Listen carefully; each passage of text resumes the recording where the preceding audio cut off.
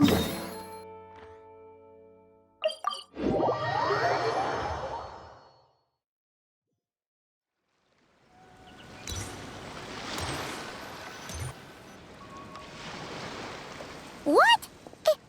Is Paimon seeing things? Is that a Dodoko? No, there really is a Dodoko over there. And it looks just like... It looks like Barbaloth. Oh my, what a coincidence this is. Traveler? Paimon? Why is there something so fishy about hearing such a powerful fortune teller use the word coincidence? Perhaps, but it's no lie. This truly is a pleasant surprise. As a descender from beyond this world, the traveler's fate is not anchored in Tevat. Hence why most fortune tellers, including myself, are unable to predict your future. But happily, this particular coincidence couldn't have been any more fortuitous. I recently happened to glimpse a peculiar omen. And since I had some free time, I decided to perform a brief divination and follow the omen's course. Just for a spot of fun, you understand. Oh yes, and while I was following this omen, I caught a few ethereal threads of fate and glimpsed the faces of their owners. Here, take a look for yourselves.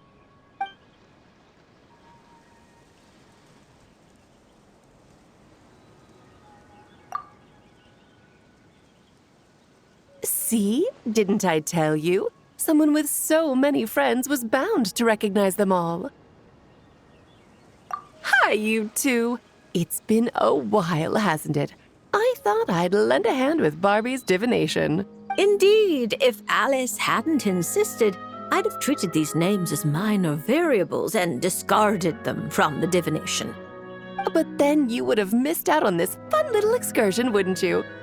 Besides, as mages, we couldn't possibly disappoint the little cuties involved in the prophecy now, could we?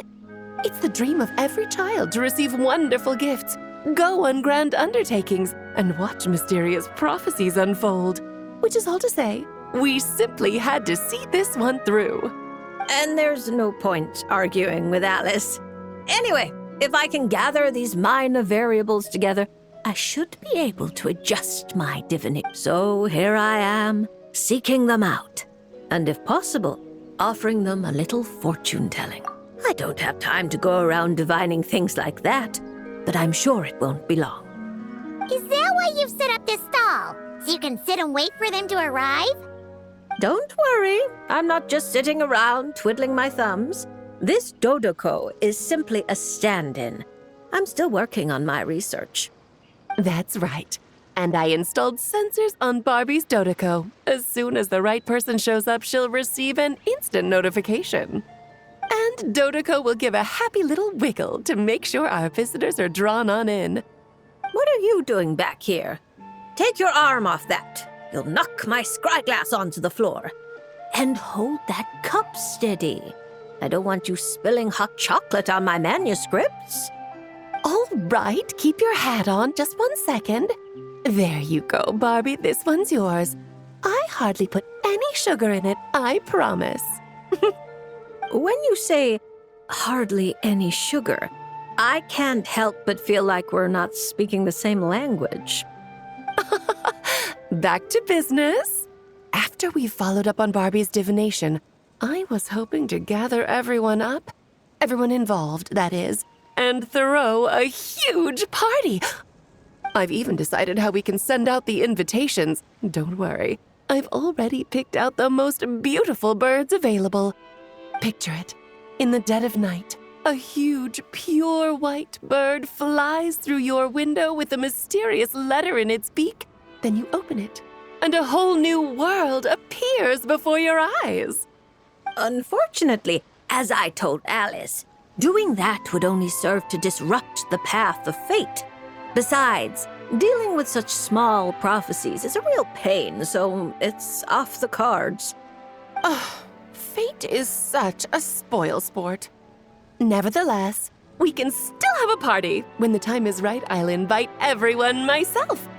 And as I do hate waiting for parties, Traveler, Paimon, can I leave the job of bringing your friends here to this stall to you? Then we'd be the ones disrupting the path of fate, right?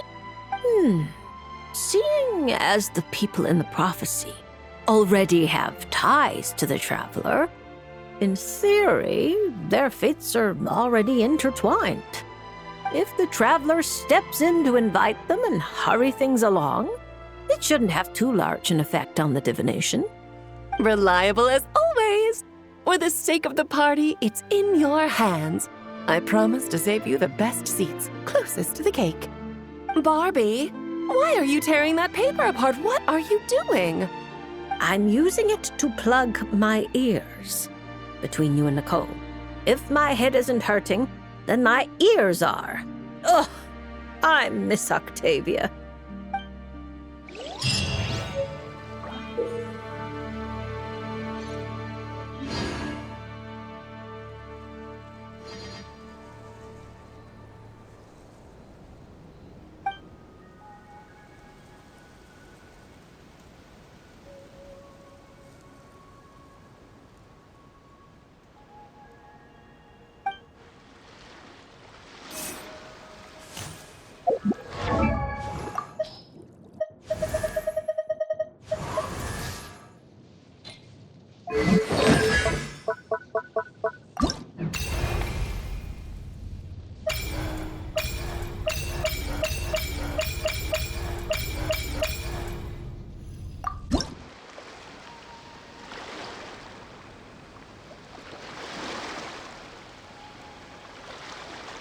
So what you're saying is that this card I drew is actually pretty good?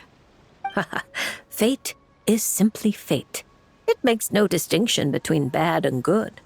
However, talking solely about the upright strength card you drew, one of its interpretations actually fits your profession well. This card symbolizes passion, courage, confidence, and desire, as well as perfect, unfaltering love. No matter what surprises fate throws your way, I believe you will take control and steer a steady course. Oh, don't flatter me. By our rules, a good fortune means paying extra for the reading. Here, I'll leave my coin pouch with you. If you have time, could you read the fortunes of my crew? Haha, that's the first time I've received a request like this. We've sailed this ship from one corner of Tevat to the other, braving the winds and waves. After so many years at sea, there isn't one among them who doesn't harbor troubles of their own. I may be their captain, but there are things even I can't help them with. So, running into a fortune teller like you, it made me think you might be able to help set their minds at ease. As for recompense, that won't be a problem. We've done good business on our way here and dragged in quite the haul. As intriguing an offer as that is, I'm afraid I'll have to pass. I fear there aren't enough cards in my deck for such a sizable crew. Ah, Traveler, Paimon. I haven't seen you in a long time. Are you here? I'm here on business, of course. And to help a certain someone scout out new trade opportunities while I'm at it. Our esteemed Tianxuan, of course. Who knows what kind of scheme she's cooked up this time. A few days ago, completely out of the blue, she tells me there's good business to be had in Fontaine. Doesn't ask my opinion, just whips out a detailed itinerary and tells me to follow the trade route it outlines. Turns out, she'd already sent people to scout ahead. I haven't had any urgent business lately, so I went along with the whole thing. And what would you know, it's been plain sailing the whole way. What was supposed to be a 2-week job got wrapped up in just over 1. I figured since we're already here, we might as well stick around and have some fun. So I gave the crew some shore leave to kick back and relax. Matter of fact, just yesterday I booked an event space at the Hotel de Boer and the lot of us drank up a storm. The crew's still sleeping it off at the hotel, so I thought I'd venture out for some fresh air and to sober up. But I only made it a few steps before this, fortune teller stopped me and asked me to draw a card. Here, it's the strength card. Looks like a good one, and since it's the right side up, Upright strength. How should Paimon put this? It really does suit you, Beto. It certainly does. Now, let me explain the other meaning it holds. Don't tell me. It's bad news. I wouldn't say it's good or bad, and it's not directly related to your fortune either. Just a little after-class musing, now that your reading is over. It's clear that you possess both powerful outer strength and an indomitable inner spirit. To borrow a metaphor, you're a lantern in the dark night. You dispel the darkness and guide lost souls on their forward paths. But you must know that it's not only the lost and weak who are attracted to the glow. Bugs cling to the lantern, competing for light and heat. Believing that it can keep them warm, the light burns more intensely. Only by doing so will its radiance not dim. Now, it would be best if someone could drive these bugs away. Because if no one does, perhaps one day the flame will consume its remaining fuel, all for the sake of a few unworthy pests. If that's your concern, I don't think there's any need to worry. I have a friend who knows how to help people figure things out, and, well, she enjoys taking care of pests who hide out in the corners. A rare friend to have. Judging by your tone, you must really trust her. She doesn't sound like someone who would easily lose her way. Her? Oh, if she were the type to get lost, I doubt anyone in Liyue would know how to stay on course. Take this trip, for instance. She's the one who pointed the way.